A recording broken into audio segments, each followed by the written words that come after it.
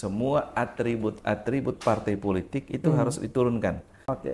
Jadi itu berlangsung di seluruh Indonesia. Seluruh Indonesia termasuk NTT.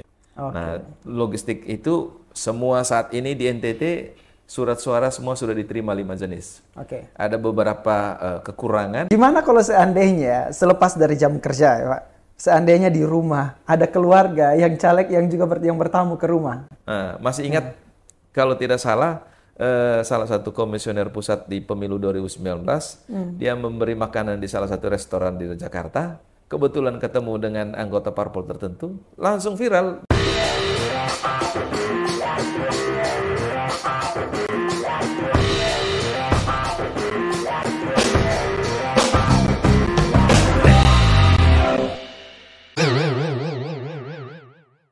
Selamat datang kembali di Sei Podcast bersama dengan saya Victor Misa, dan hari ini kita di dalam satu episode spesial di mana kita hari ini berkunjung ke kantor KPUD Provinsi Nusa Tenggara Timur, dan hari ini kita akan berbincang secara langsung dengan Ketua KPUD Provinsi Nusa Tenggara Timur, Bapak Thomas Dohu. Ya. Pak, bagaimana kabar? Kabar baik. Kabar baik, Pak, ya. Terima kasih ya sudah berkunjung di rumah KPU Provinsi Nusa Tenggara Timur. Terima kasih juga sudah menerima kami di sini, Pak. Siap, Sei News, dan kami sangat berbangga. Kita semua sama-sama mau menyukseskan penyelenggaraan pemilu 14 Februari 2024. Oke, baik. Pak Thomas, bagaimana kesibukannya ini? Pasti luar biasa sibuk ya? Super sibuk. Jadi, sibuk. Kalau dibuat skala dalam suatu tahapan kepemiluan, mendekati hari pemungutan suara, 1 bulan sebelum dan 1 bulan setelah, jadi beban kerjanya itu bertambah. Bukan lagi 8 jam per hari, tetapi bisa juga jadi 24 jam. 24 hours? Bisa. 24 jam? Bisa. Jadi 1-2 jam kita beristirahat, lalu terus-menerus melakukan pemantauan atau melakukan aktivitas misalnya rapat pleno kah, atau koordinasi kah, dan lain sebagainya. Siap kita. Jadi ini menjelang akhir-akhir, menjelang waktu pemilu ini, puncak penyelenggaraannya ini memang sibuknya luar biasa. Siap. Sebelum kita bicara mengenai apa yang dilakukan, Pak, ini gimana bagi waktunya dengan keluarga? Ya mungkin sudah terbiasa ya. Jadi ada pemahaman yang sama yang dibangun bersama istri juga dengan anak-anak. Jadi mungkin ke rumah 1-2 jam, balik lagi, say hello dengan telepon dan lain sebagainya. Ya kita sudah saling memahami. Gitu. Jadi istri bisa untuk mengerti kesibukan ini ya. Benar. Karena ini persiapannya, kalau boleh tahu persiapannya ini sudah dari kapan, Pak? Kalau dihitung persiapan sampai saat ini, kalau dari tahapan itu kan kita sudah masuk ke tahapan ke-7 nih. Dari 11 tahapan pemilu. Dengan durasi waktu kan 28 bulan. Nah, terhitung sejak 14 Juni 2022, itu berarti saat ini kita sudah 18 bulan. 18 bulan, 20 bulan ya sekitar itu. Kita telah melaksanakan pemilu sejak 14 Juni 2022. Jadi 6 bulan di tahun 2022, ditambah 12 bulan di tahun 2023, berarti sudah 18 bulan kan? Ditambah 1 bulan Januari, sudah 19 bulan, masuk ke puncak hari hanya nanti 20 bulan. Nah, seperti itu. Baik. Nah, selama kurang lebih sudah 18 bulan ini ya Pak, persiapan-persiapan dilakukan. Apa sih persiapan-persiapan yang esensial, yang penting untuk dilakukan oleh KPU itu? Dalam Undang-Undang 7 tahun 2017 bahwa penyelenggaraan pemilu dilaksanakan dalam tahapan-tahapan pemilu. Dan tahapan pemilu itu terdapat 11 tahapan. Dimulai dari tahapan penyusunan jadwal program, serta penetapan anggaran dan peraturan-peraturan KPU. Tahapan pertama, kita punya peraturan KPU-nya nomor 3 tahun 2022. Masuk ke pendaftaran dan verifikasi peserta pemilu serta penetapan peserta pemilu. Itu 2 tahapan sekaligus. Kita juga punya peraturan KPU-nya, peraturan KPU nomor 4 tahun 2022. Tahapan keempat itu adalah pemutakhiran data pemilih. Oke. Kita sudah punya peraturan juga, peraturan KPU nomor 7 tahun 2022. Masuk tahapan kelima adalah tahapan penetapan daerah pemilihan dan alokasi kursi. Karena apa? Pemilu kita, karena sistemnya adalah proporsional dengan daftar calon terbuka, dan mereka itu adalah representasi dari penduduk, maka alokasi-alokasi kursi yang disediakan itu berdasarkan jumlah penduduk. Contoh, untuk pemilihan DPR RI Dapil 1 wilayah Flores, Alor, Lembata, itu jumlah kursinya hanya 6. Beda dengan daerah pemilihan 2 DPR RI Timor, Sumba, Sabu dan Rote, jumlah penduduknya lebih besar sehingga alokasi kursinya 7. Jadi itu tahapan kelima yang kita lakukan. Tahapan keenam itu adalah pencalonan. Setelah kita mendapatkan partai politik peserta pemilunya, lalu partai politik peserta pemilu dia maksud sudah memiliki arena untuk bermainnya yang kita sebut tadi daerah pemilihan. Ya, dapil. Nah, untuk DPR RI di NTT ada 2 dapil. Ya. Untuk DPRD provinsi terdapat 8 dapil. Untuk DPRD Kabupaten se-NTT terdapat 93 dapil. 93 dapil. Ditambah DPD kita hitung 1 dapil, dengan presiden nanti kita hitung 1 dapil. Jadi kita mengelola 105 dapil se-NTT. 105 dapil berarti jenis surat suaranya juga 105 jenis. Nah, jadi itu tahapan ke-6 yang kita lakukan, 5 yang kita lakukan. Jadi setelah dapat peserta pemilunya, sudah memiliki arena untuk mereka akan mendapatkan kursi. Selanjutnya adalah siapa yang akan kita pilih, yaitu masuk tahapan pencalonan. Tahapan pencalonan itu kita laksanakan sejak Mei kemarin, dan kita sudah mendapatkan calon-calonnya. Sebagaimana kita ketahui, calon presiden kan ada 3 pasangan calon. Calon DPD di NTT terdapat 17 perseorangan. Calon DPR RI di 2 dapil, baik itu di dapil 1 dan dapil 2, kita juga sudah dapat 200 sekian lebih jumlahnya. Sedangkan daerah pemilihan provinsi ada 8 dapil tadi, terdapat 932 calon dari 18 parpol. 932. Ya. Sedangkan untuk DPRD Kabupaten, yang tadi 93 dapil, itu 9.000 sekian lebih jumlahnya. Jadi seluruh wilayah NTT. Jadi sudah dapat kursinya, dapat parpol peserta pemilunya, arena untuk mereka mendapatkan suara sebagaimana daerah pemilihan juga sudah. Lalu siapa yang akan kita pilih juga semua sudah ditetapkan. Oke, baik. Jadi itu tahapan yang sudah dilewati itu mulai dari tahapan pertama sampai tahapan ke-7. Tahapan ke-7 dan tahapan ke-6 sudah dilewati. Sekarang kita masuk tahapan ke-7 yang sedang berjalan. Kampanye tadi ya? Kampanye tadi sampai tanggal 10 Februari yang akan datang. Oke, jadi setelah masa kampanye itu ada 3 hari sebelum 14 Februari. Itu tahapan ke-8 namanya, masa tenang. Masa tenang. Jadi masa tenang itu ditandai dengan apa? Semua atribut partai politik itu harus diturunkan. Bahan kampanye berupa spanduk, baliho, lalu baik itu di media sosial, di televisi, koran, itu tidak ada lagi yang membicarakan tentang memilih saya dan lain sebagainya. Jadi tidak ada lagi yang berkampanye. Jadi masa tenang. Nah ini salah satu momen yang menjadi pertanyaan.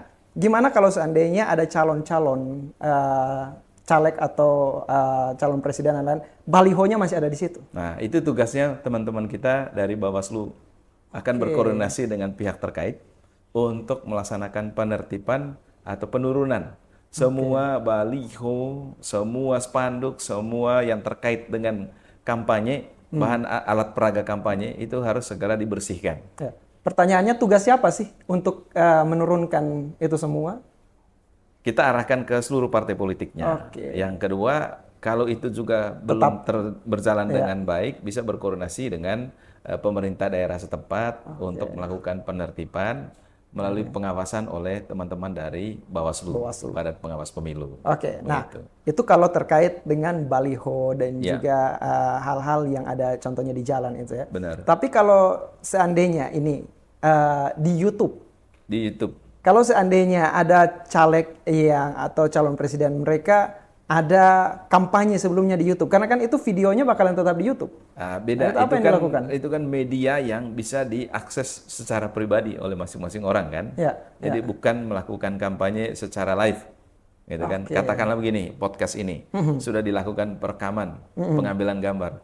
Lalu pribadi beberapa orang nanti mau membuka lagi, silakan. Kan urusan dia, no problem. Karena itu bukan kampanye. Kampanye itu ada 9 metode. Pertemuan terbatas, tatap muka, penyebaran alat peraga kampanye, penyebaran bahan kampanye seperti stiker dan lain sebagainya, lalu debat sebagaimana yang kita ikuti, debat pasangan calon. Saat ini kita memasuki, karena dia ketentuannya dari 75 hari itu 21 hari kita melaksanakan kampanye metode rapat umum, yaitu di alun-alun di lapangan terbuka. Itu namanya rapat umum 21 hari sebelum hari pemungutan suara. Juga kita melaksanakan kampanye dengan metode iklan media. Nah, itu juga hanya dilaksanakan 21 hari. Nah, yang dilakukan tadi beberapa metode kampanye itu, dia akan terhenti di tanggal 10 Februari 2024. Gitu. Nah, itu kalau tadi kita bicara salah satu yang jadi pertanyaan juga, gimana kalau sosial media mereka? Itu sama sosial media juga tidak boleh lagi.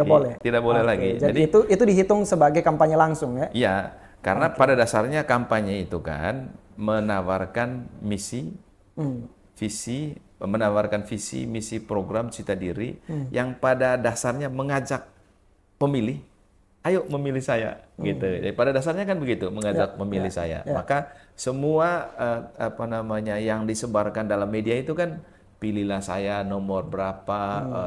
Kalau dalam tata cara pemilihan itu kan ada nomor urut pasangan calon, ada nomor urut perseorangan, ada nomor urut partai politik, nomor urut calon dan lain sebagainya. Nah, ajakan-ajakan itu tidak dibolehkan lagi. Tapi kalau pribadi mengakses kan urusan pribadi masing-masing pemilih kan, gitu.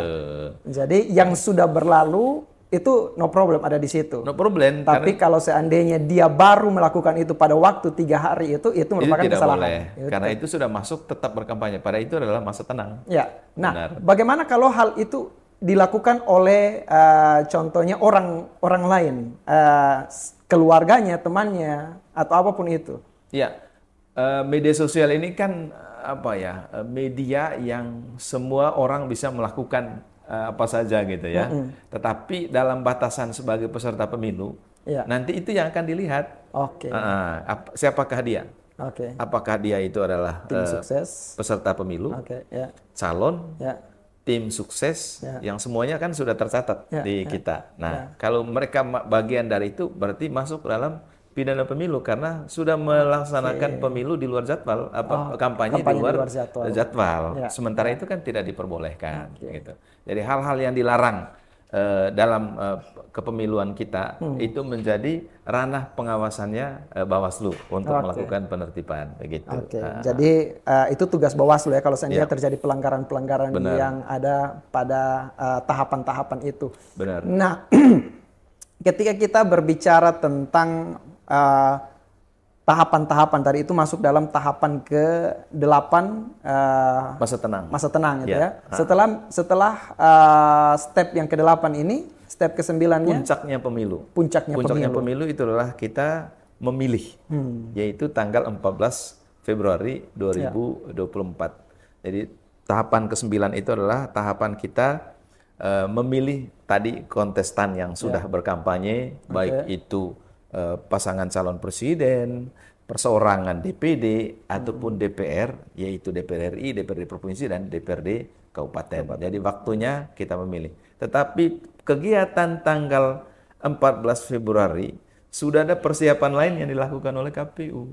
Contoh, sekarang kami harus memastikan alat perlengkapan pemungutan suara di TPS.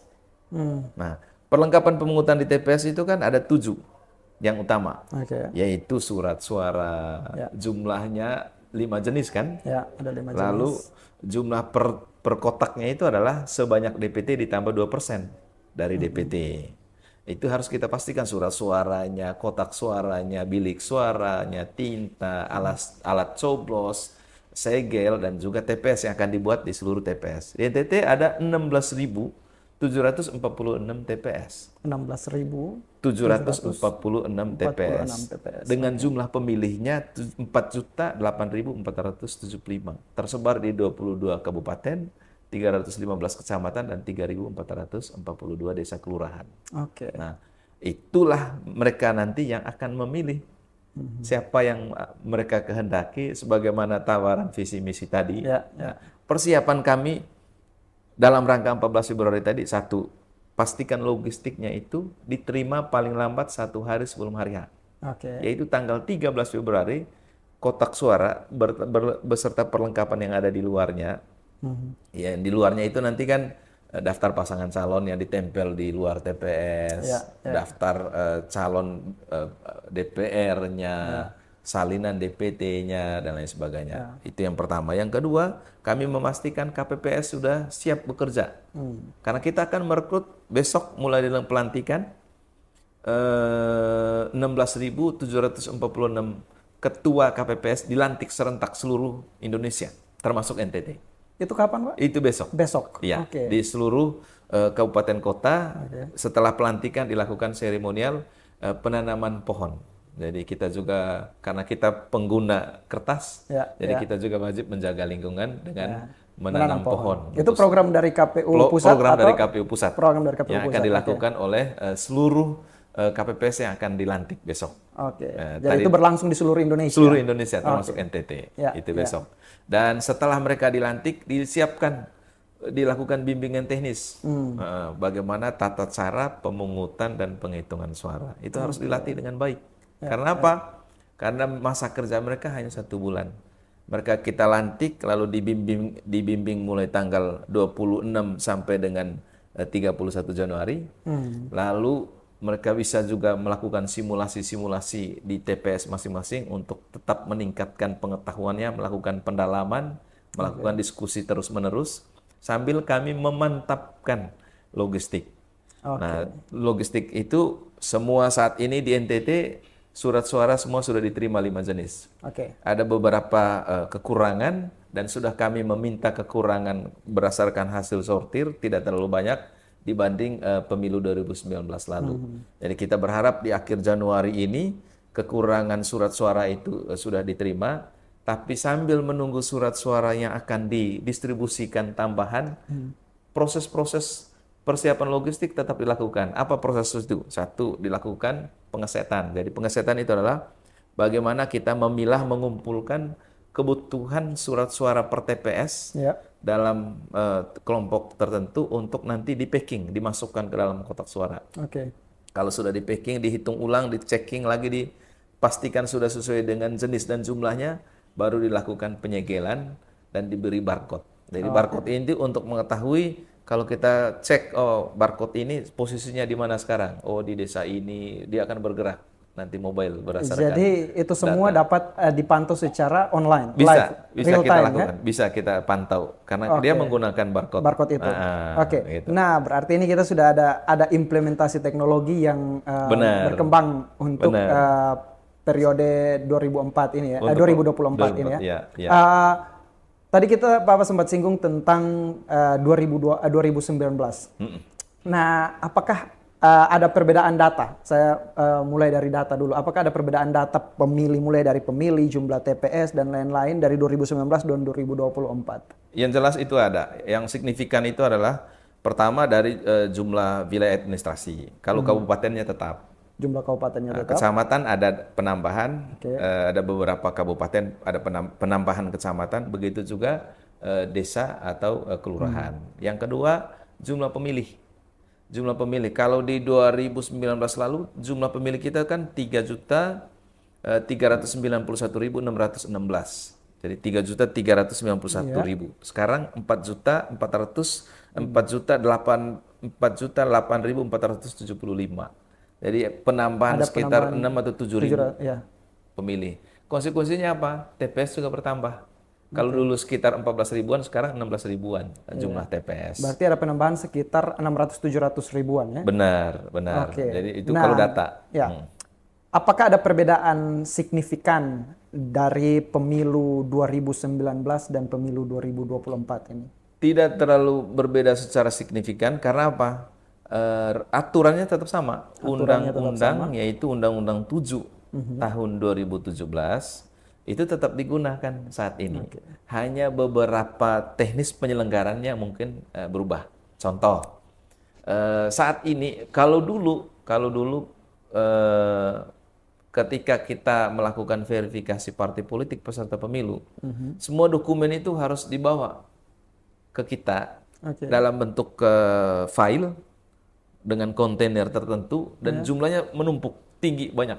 Nah, sekarang dia menggunakan aplikasi yang namanya Sistem Informasi Partai Politik SIPOL namanya. Jadi setiap tahapan yang saya sebut tadi punya aplikasinya, teknis pelaksanaan. Jadi mereka bisa memasukkan semua dokumen dalam aplikasi dimaksud. Kami tinggal memeriksa, melakukan verifikasi, menyatakan memenuhi syarat, belum memenuhi syarat, atau tidak memenuhi syarat.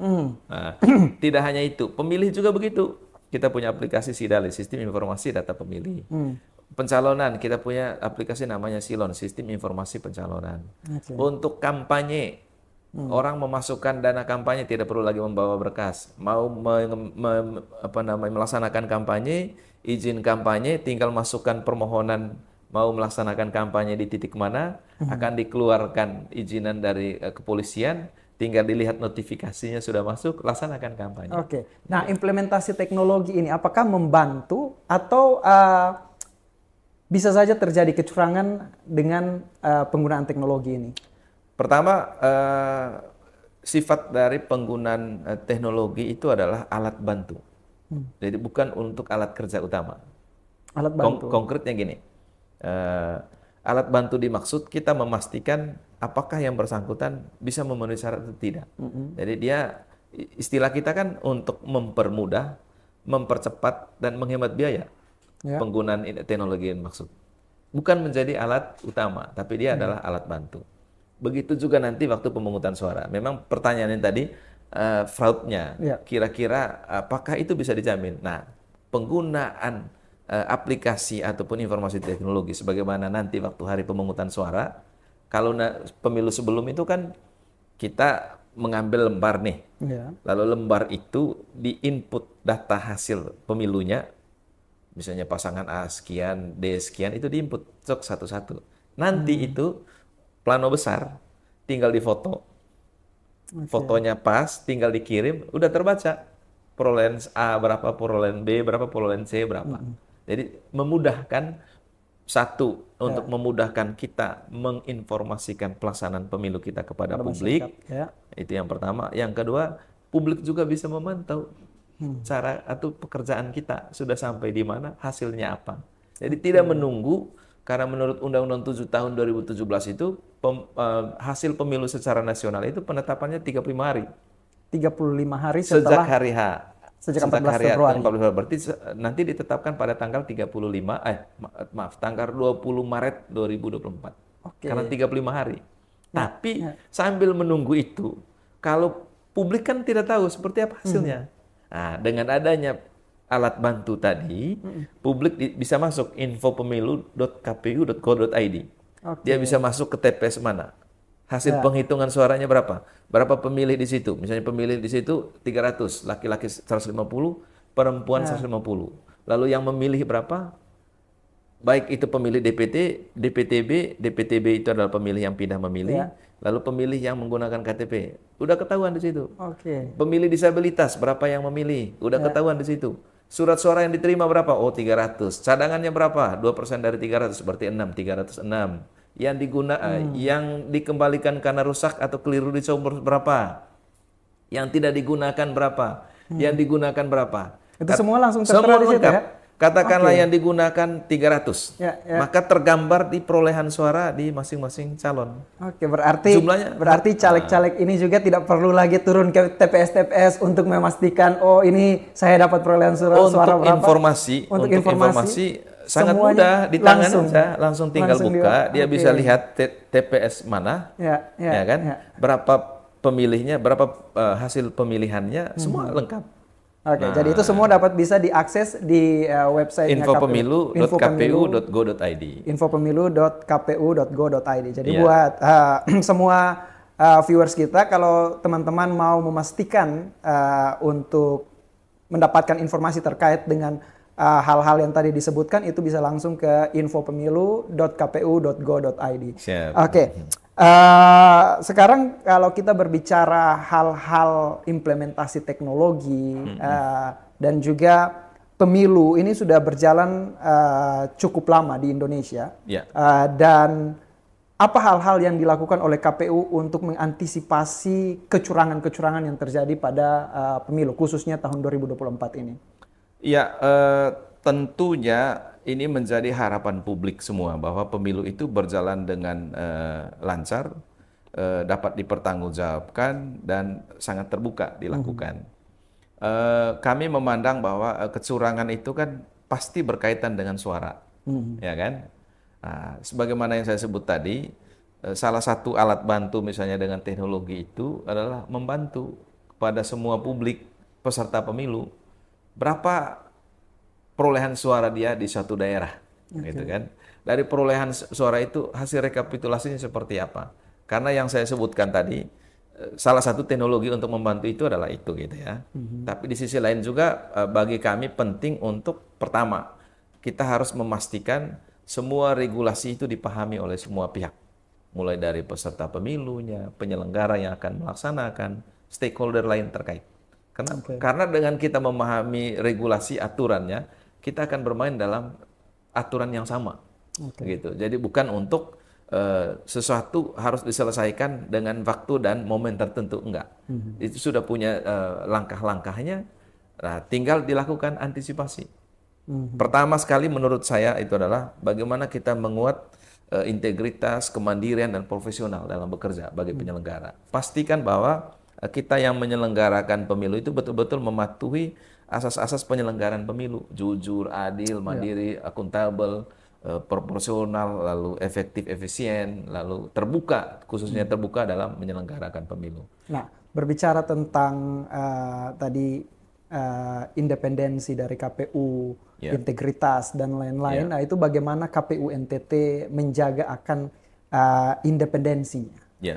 Apa yang dilakukan oleh KPU NTT? Satu, memang visi misi kita itu kan sudah sangat jelas, menjadi penyelenggara pemilu yang berintegritas, mandiri dan profesional dalam menyelenggarakan pemilu yang luber jurdil. Itu sudah ada di keputusan KPU nomor 197 tahun 2020. Lalu kami punya peraturan KPU yang namanya organisasi tata kerja, yaitu untuk menjaga integritas, menjaga kredibilitas, untuk menjaga kehormatan, kewibawaan, serta sumpah dan janji penyelenggara pemilu. Kami punya aturan yang namanya Kode Etik Penyelenggaraan Pemilu nomor 2 tahun 2017 yang ditetapkan oleh Dewan Kehormatan Penyelenggara Pemilu. Jadi sudah ada kode etik yang harus dipatuhi oleh penyelenggara pemilu. Tidak hanya itu, kita juga punya kode perilaku. Misalnya tadi saya didatangi tamu ke ruangan, saya tidak boleh menerima sendiri. Nanti dicurigai, saya nanti buat apa di situ dengan tamu dimaksud. Maka bagi saya sebagai pimpinan tetap mengajak bagian sekretariat terkait untuk mendengar apa yang dibicarakan pada saat itu. Itu hal yang paling mudah. Hal lain juga. Maksudnya kalau seandainya tamu yang datang itu berkaitan dengan topik politik atau di luar daripada itu pun tetap harus ada pendamping. Tetap. Siapapun yang datang. Tetap, karena apa yang dibicarakan hal itu harus tercatat dan juga kami harus publikasi. Nah, kita punya medsos, IG, Twitter, Facebook. Kegiatan ini juga kami ada tadi tim yang mempublikasi walaupun dilaksanakan oleh CI News, tetapi itu juga tetap kami publikasi. Nah, itu yang dimaksud tadi bahwa kode etik ditegakkan oleh Dewan Kehormatan Penyelenggara Pemilu, tetapi untuk organisasi secara hierarkis, kode perilaku ditegakkan secara bertingkat. Kalau ada kesalahan tadi yang contoh yang saya maksud tadi, saya saja misalnya kok orang ini lebih banyak di rumah pimpinan partai politik, itu bisa kena itu. Apa sih dia pergi ke situ terus? Kode Bisa dilapor, masuk ke kode ya. perilaku, akan diperiksa oleh KPU provinsi atau yang dia setingkat di atasnya. Untuk KPU kabupaten oleh KPU provinsi dan KPU RI, untuk badan ad hoc oleh KPU kabupaten. Berarti untuk sementara Pak Thomas juga di penjara ini. Tidak bisa kemana-mana, tidak bisa bertemu dengan siapa-siapa secara Memang pribadi. menjadi penyelenggara itu hak bicara, hak berkumpul itu sedikit dikurangi. Tapi kan itu konsekuensi. Mengapa? Karena menjadi penyelenggara itu kan modelnya kan seleksi, bukan ditunjuk. Kalau seleksi itu kan berarti ada kerelaan untuk mengikut seleksi dimaksud, dan ketika dia sampai di dalam, berarti dia harus melepas dia punya kebiasaan-kebiasaan rutinitas tertentu sebagaimana yang dibatasi oleh lembaga bersangkutan. Nah, kami kan dibatasi untuk berbicara tentang pilihan. Kami tidak boleh mengatakan saya nanti memilih A, B, C, itu tidak boleh. Itu nanti sudah melanggar kode etik. Kode etik. Itu berbicara pilihan aja sudah melanggar kode etik. Nah, gimana kalau seandainya selepas dari jam kerja, ya Pak, seandainya di rumah ada keluarga yang caleg yang juga yang bertamu ke rumah? Kalau kan begini, pemahaman integritas itu kan kesatuan pikiran, perkataan, dan perbuatan. Baik yang terlihat maupun yang tidak terlihat. Seharusnya di situ pemahamannya. Kalau dia datang ke rumah, ya kan, datang ke rumah sebagai saudara, iya. Tapi datang ke rumah untuk berkampanye, itu pasti tidak akan kita terima. Selalu kita mengatakan kami tidak ada di rumah dan lain sebagainya. Kenapa? Karena kita tahu yang ada di sekitar rumah juga sebagai pengawas menurut cara pandang penyelenggara. Jadi cara pandang kita harus begitu. Yang di sekitar rumah juga jadi masyarakat. Siapa tahu dia juga mengambil gambar, menyebar luaskan. Nah, masih ingat kalau tidak salah, salah satu komisioner pusat di pemilu 2019, dia memberi makanan di salah satu restoran di Jakarta. Kebetulan ketemu dengan anggota parpol tertentu, langsung viral disebar bahwa dia sedang berdiskusi dan lain sebagainya. Nah, hal begitu saja sudah mau dibilang ini. Sekarang Pak Thomas dikeluar, sementara di penjara ini tidak bisa kemana-mana. Ini semuanya dibatasi ya. Dan itu sampai tanggal 14 Februari nanti atau setelah 14 Februari itu masih? Sebagai penyelenggara. Selama sebagai penyelenggara. Penyelenggara kami itu adalah masa jabatannya 5 tahun terhitung sumpah atau janji. Begitu. Jadi selama itulah kami memegang kode etik dan kode perilaku. Begitu. Jadi kalau selama masa ini dan ada hal-hal yang tadi disebutkan itu dan ada yang mendokumentasikannya dan kemudian menjadi viral dan lain, bisa terkena melapor. Dia bisa melapor. Dan itu bisa terkena kode perilaku tadi ya. Akan dilakukan proses persidangan, katakanlah begitu. Misalnya dia pelanggarannya apa? Dugaan pelanggaran kode etik, maka dia akan dilaporkan ke DKPP. Dugaannya karena pelanggaran perilaku, kode perilaku, maka dilaporkan ke organisasi KPU atau kelembagaan kita yang hierarkis melalui KPU kabupaten, KPU provinsi atau KPU RI.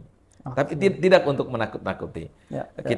Kita berkomitmen bahwa sebagaimana sumpah dan janji sebagai penyelenggara pemilu baik KPU, Bawaslu maupun DKPP, itu adalah komitmen kita untuk menjaga integritas, independensi.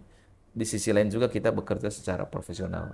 Karena kita adalah, istilah saya itu pengguna yang akan digunakan oleh semua orang. Oke. Nah, sejauh ini Pak, sejauh persiapan yang sudah dilakukan, apakah tidak ada tekanan dari pihak-pihak tertentu kepada Pak Thomas sebagai Ketua KPU NTT? Saya menjadi anggota KPU itu sejak tahun 2003. Jadi sudah 20 tahun. Jadi 2 periode di Kabupaten Manggarai Barat, 2 periode di KPU Provinsi. Sepanjang saya bekerja dengan memegang teguh komitmen, sebagaimana tadi integritas, independensi, dan bekerja secara profesional, saya tidak takut yang namanya tekanan paksaan siapapun itu. Kenapa? Karena kalau kita bekerja tulus, ya pasti akan dihargai. Tetapi juga dalam interaksi kita dengan sesama, kita adalah orang-orang dipercayai dalam pandangan saya. Kalau kita dipercayai, termasuk modal juga kita dipercayai dengan baik oleh publik. Jadi itu yang saya rasakan selama ini, sehingga sampai saat ini Saya tidak pernah merasakan bekerja di bawah tekanan. Dalam waktu tertentu, iya, ya, dalam waktu tertentu. Misalnya, kami pernah disekap dalam satu ruangan selama 6 jam, dikelilingi para pendemo, tapi kita berpikir ya, ini konsekuensi bekerja ya.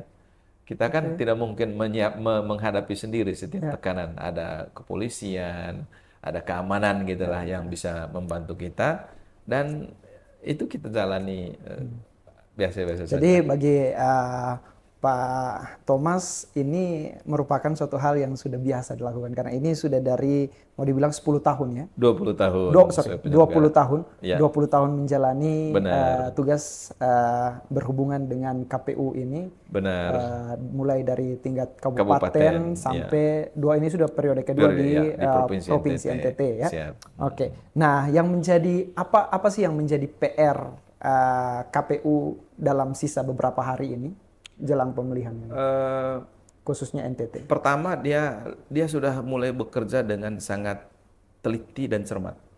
Jadi memastikan seluruh perlengkapan pemungutan dan penghitungan suara jenisnya harus lengkap dan tepat, begitu juga jumlahnya.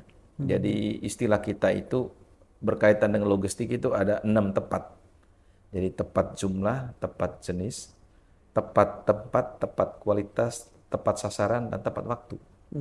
Jadi karena apa? Pemilu kita itu kan memilih melalui logistik tadi, surat suara. Jadi suara kita melalui surat suara, lalu surat suara itu dialihkan menjadi angka, lalu angka ini direkap. Jadi kalau memenuhi kuota tertentu, maka jadilah satu kursi. Ketika kursinya sudah didapat, pertanyaan lebih lanjut siapa yang akan duduk. Nah, ada sistem lagi ke arah sana.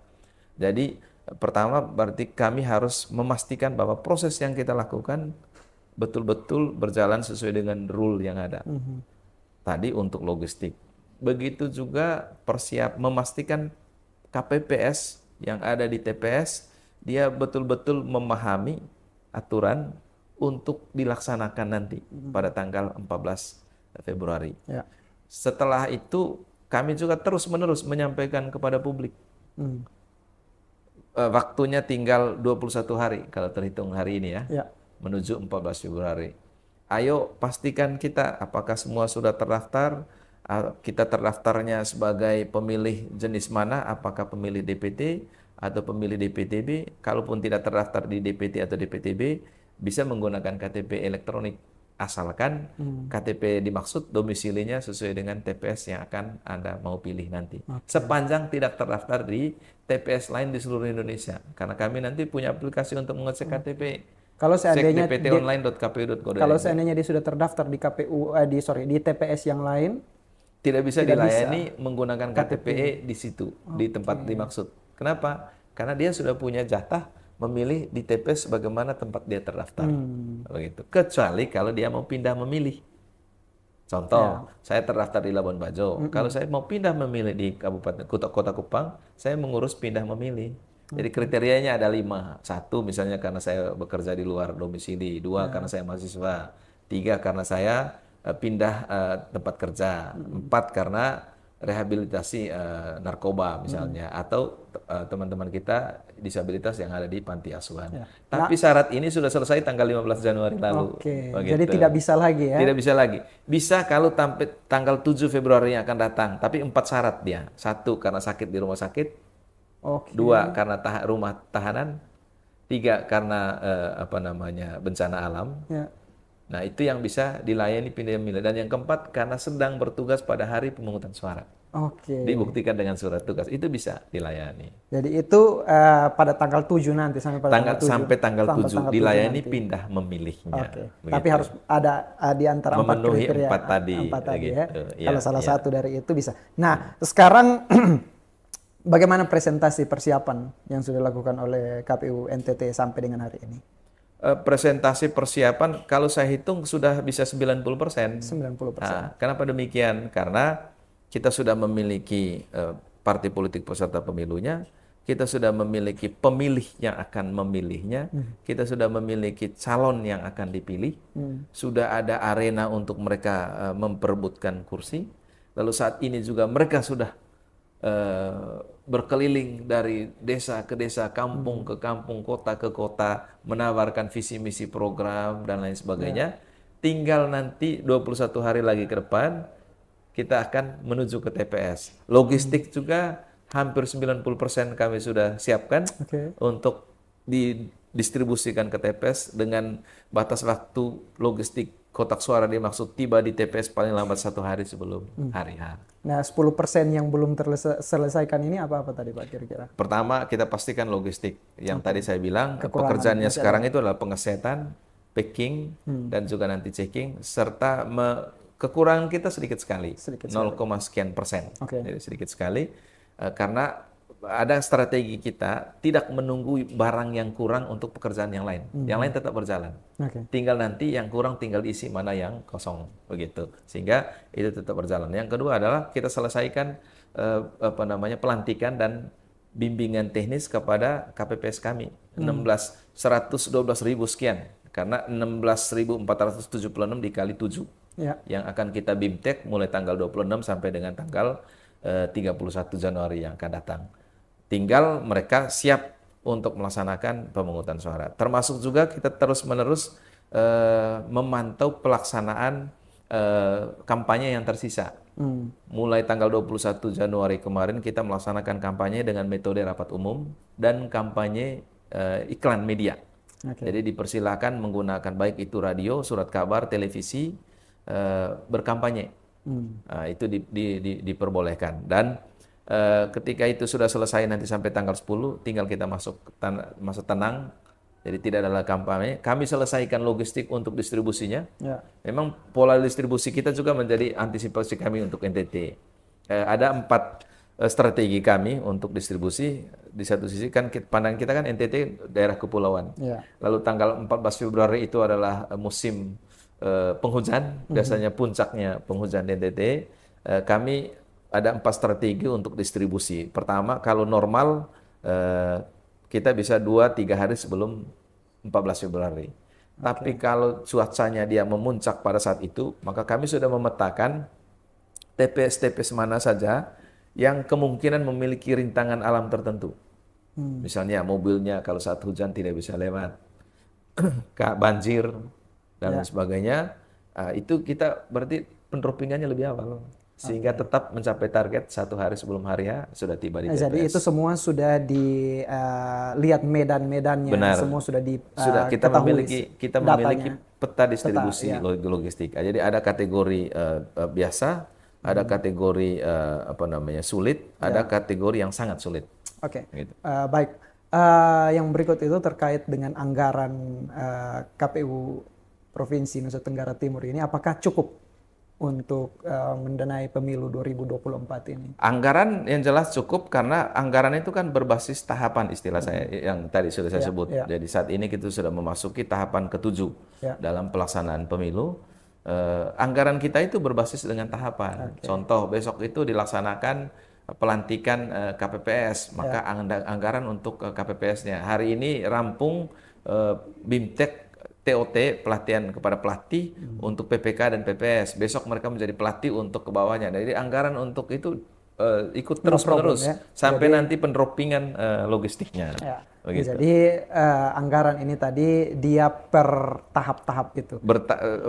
Berjalan sesuai dengan tahapan pemilu. Berjalan sesuai dengan tahapan pemilu. Itu. Jadi buat anggaran no problem ya. Tidak ada masalah dengan anggaran. Nah, satu hal yang terakhir yang mungkin perlu juga diketahui oleh masyarakat luas. Apa yang mungkin bisa Bapak sampaikan untuk viewers kita di rumah? Mungkin saya berikan kesempatan kepada Pak. Saya punya istilah itu 4 kenal 1 kawal. Pertama, kenali diri Anda kategori pemilih apa? Apakah pemilih DPTB, pemilih DPT, atau pemilih DPK? DPT tadi yang terdaftar normal, DPTB kalau pindah memilih, DPK kalau tidak terdaftar dalam DPT, tidak terdaftar dalam DPTB, memilihnya nanti menggunakan KTP elektronik. Jadi Anda kategori mana? Karena itu juga akan perlakuannya berbeda nanti di TPS. Jadi yang menggunakan KTP memilih mulai jam 12 sampai dengan jam 1 siang. Oke. Gitu. Yang lain mengikuti jadwalnya, yang DPTB 11 sampai jam 1 siang, DPT normal sudah diatur jam-jamnya. Oke. Yang kedua, eh, kita kenali di mana kita, TPS mana kita memilih. Nah, caranya mudah. Masuk ke link cek dptonline.kpu.go.id, masukkan NIK kita, nanti langsung muncul Di mana kita akan milih. peta lokasi TPS. Kita nanti memilih di mana. Itu kedua. Yang ketiga, kenali surat suaranya. Kenapa? Pemilu kali ini terdapat 5 jenis surat suara. Surat suara untuk memilih presiden itu warnanya abu-abu. Surat suara untuk memilih DPR RI itu warnanya kuning. Surat suara untuk memilih DPD itu warnanya merah. Surat suara untuk memilih DPRD provinsi warnanya biru. Surat suara untuk memilih DPRD kabupaten itu warnanya hijau. Termasuk calon-calonnya. Dengan Pilpres tadi ada 3 pasangan calon, DPD ada 17, lalu untuk DPR RI sebagaimana saya sebutkan. Kenali yang keempat adalah apa? Tahapan pemungutan dan penghitungan suara di TPS. Kenapa? Karena ketika kita datang ke TPS, wajib nanti membawa KTP elektronik. Jadi kita akan diberikan C pemberitahuan dan wajib membawa KTP elektronik. Seperti naik pesawat lah. Jadi kalau tidak ada KTP? Kalau tidak ada KTP elektronik, atau kita lupa membawa? Bisa, karena TPS kita kan dekat. Kan paling banyak satu pemilih, satu TPS itu kan 300. Bisa, kami terus-menerus saat ini bersosialisasi, mengingatkan. Nanti kalau tidak datang karena rumahnya dekat, kita ayo ambil dulu KTP elektroniknya, supaya dipastikan bahwa benar, oh nama si Thomas Dohu yang terdaftar dalam DPT ini adalah ini dibuktikan dengan KTP. Dikhawatirkan mengaku Thomas Dohu ternyata orang lain, lalu ada yang keberatan. Nah, kali ini kita sedang gencar-gencarnya bersama pemerintah provinsi, kabupaten, kota untuk selesaikan perekaman KTP elektronik. Kalaupun KTP tidak ada, diharapkan melalui Dinas Kependudukan dan Catatan Sipil bisa memberi keterangan bahwa orang ini, si A, pemilih ini, yang kemarin tadi saya sudah sebut, karena potensi kita di NTT terdapat 281.000 pemilih berpotensi belum memiliki KTP elektronik. Hasil 281.000. Hasil pantauan kami dari angka 281.000 sekian itu 139.000-nya belum memiliki KTP elektronik, dan ini saat ini sedang gencar-gencarnya di seluruh kabupaten.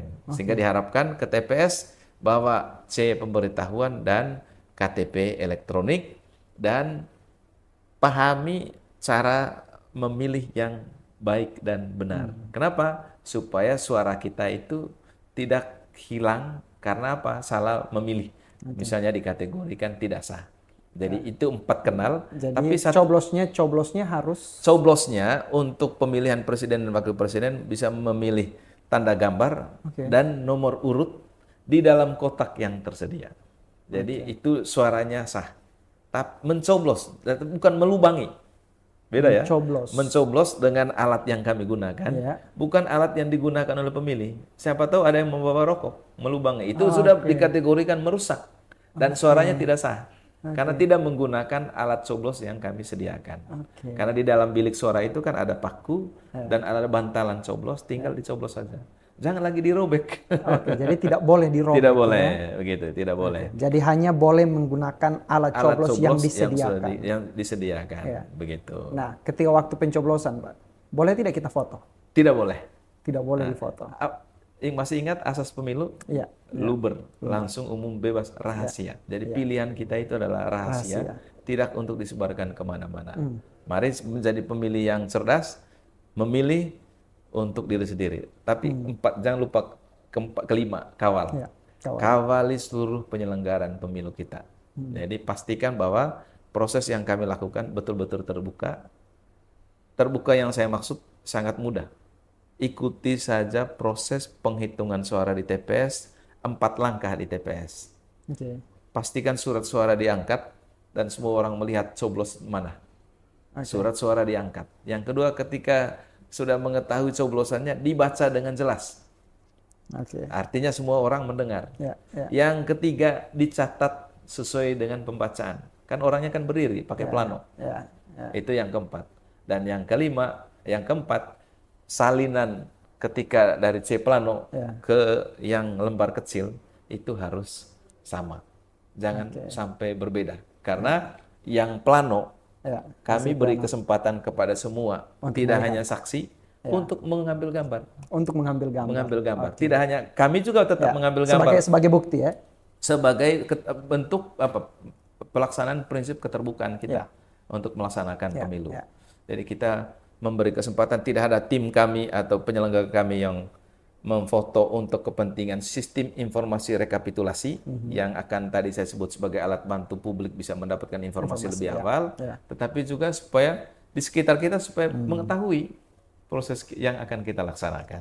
Jadi 4 kenal dan 1 kawal. Gitu. Oke, baik. Mungkin itu saja Pak yang bisa disampaikan kepada viewers kita di seluruh Indonesia maupun terlebih khusus di Nusa Tenggara Timur, yang dimana kita domisili kita ada di Nusa Tenggara Timur dan juga kita sementara berbicara dengan Ketua KPU Provinsi NTT. Dan oleh karena itu teman-teman pastikan tanggal 14 Februari teman-teman membawa tadi C pemberitahuan dan juga KTP elektronik. Beta NTT, Beta Bangga, Iko Pemilu. Oke, Beta NTT, Beta Bangga, Iko Pemilu. Oke, baik. Sekali lagi thank you Pak Thomas sudah meluangkan waktu buat kita di CI Podcast. Dan akhirnya saya Victor Misa, sampai jumpa dalam podcast kita selanjutnya. Jangan lupa untuk mendukung kami, mensupport kami dengan tetap mensubscribe dan juga komentar dan juga like akan semua postingan kami yang ada di channel CI News. Oke? Selamat sore dan kabar baik menyertai kita semua.